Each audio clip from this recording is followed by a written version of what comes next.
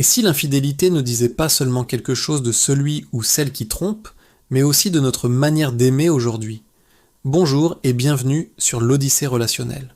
Aujourd'hui, on va parler d'un livre qui dérange, qui bouscule et surtout qui oblige à penser autrement. Un livre qui ne cherche ni à excuser, ni à condamner, mais à comprendre. Il s'agit de The State of Affairs ou L'intelligence érotique en français de la célèbre thérapeute Esther Perel. Accrochez-vous, car ce livre pourrait bien changer votre vision du couple et de la fidélité. À première vue, The State of Affairs parle d'infidélité. Mais en creusant un peu, on se rend compte que ce livre parle de bien plus que ça. Il parle d'amour, de désir, de solitude et de toutes les contradictions de nos relations modernes. Esther Perel part d'un paradoxe vraiment puissant. Jamais dans l'histoire, l'infidélité n'a été aussi condamnée moralement et pourtant jamais elle n'a été aussi répandue. Mais pourquoi ? La raison principale, c'est que nos attentes envers le couple ont littéralement explosé.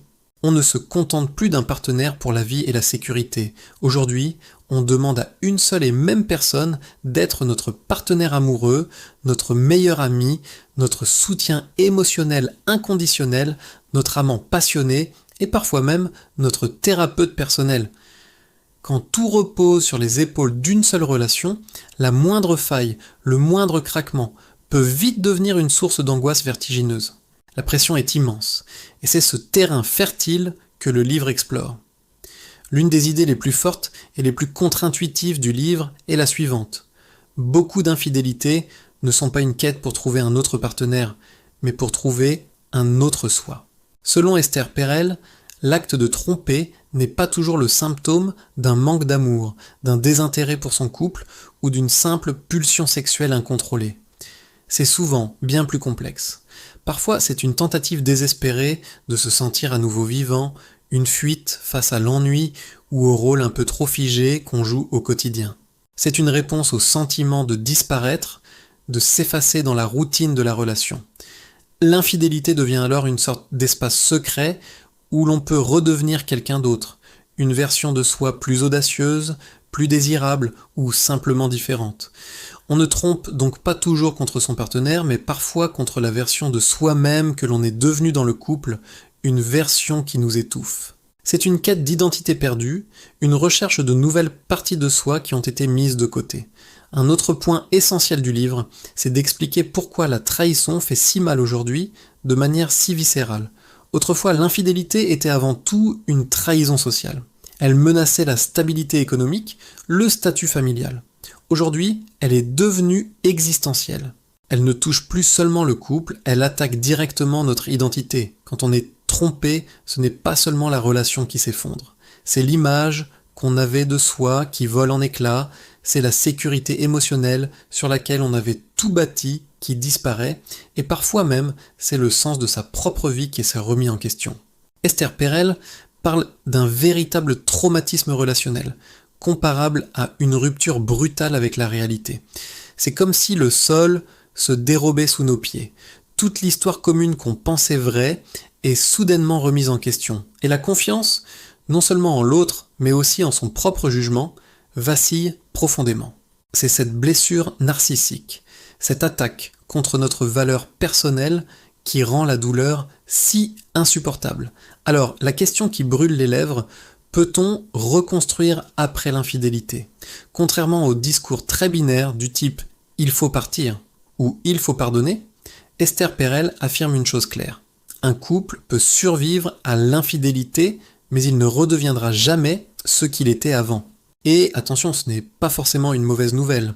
Elle distingue deux options très différentes. La première, c'est de réparer pour essayer de revenir à l'état d'avant, une option souvent illusoire car le passé est brisé. La deuxième, beaucoup plus prometteuse, c'est de reconstruire pour créer un nouveau contrat relationnel, une deuxième relation avec la même personne. Cette reconstruction passe par deux étapes cruciales et non négociables. D'abord, il faut reconnaître pleinement la douleur immense de la personne qui a été trompée.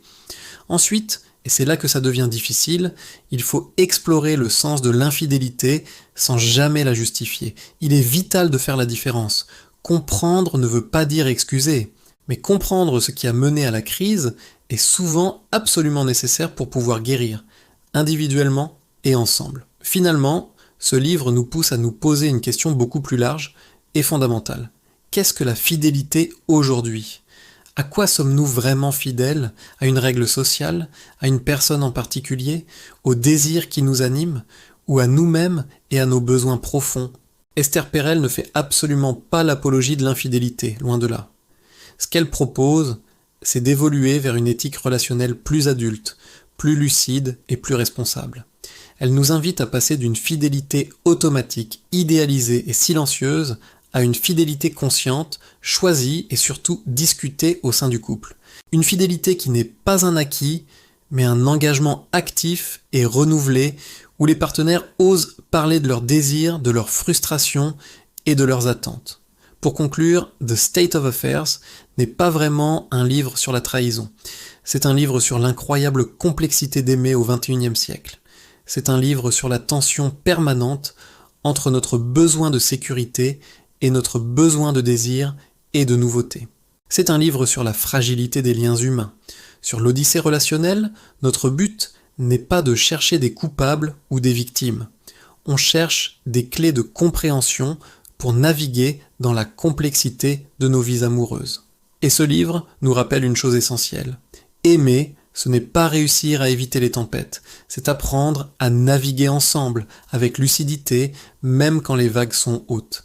Merci de m'avoir écouté, et n'oubliez pas de vous abonner pour d'autres explorations au cœur de nos relations.